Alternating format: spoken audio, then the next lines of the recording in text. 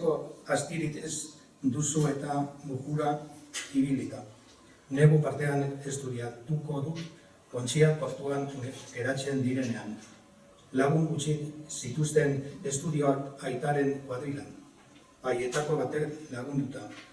Gai noitzeko atxeketak gaintu joan ziren egun parteko 3 hilabete horietan ikasitako erekin, Jakaitio bideko Antsomendi sagardotegira joaten ziren eta hantxe ikasten zuten elkarreken lagunek. Halako batean, etxera deitu zion aita amari. Jaizteko plazara. Tori, hor duzu aginduz nizuna. Txitxarro txikia jango dituzu, baina zuk nahi duzunean. Baturako lamazainaren titula zen. Bikote nagusi batek gelditu ninduen kalea aurtengo udan.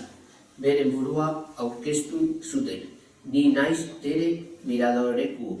3 Tere zeuden, herria eta nire horixe egoki zitzaidan Miradorekua. Ez nion galdetu gehiago izengoitioari buruz. Zein zen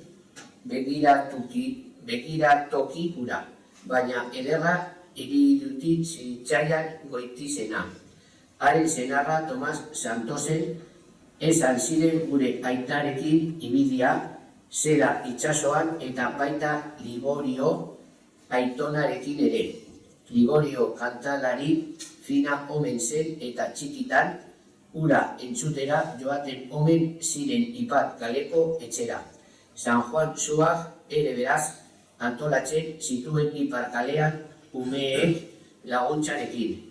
Amona anari buruz esan zidan behin txakurkume bat oparitu ziola eta ez zuela sekola ahoztuko detaile hura.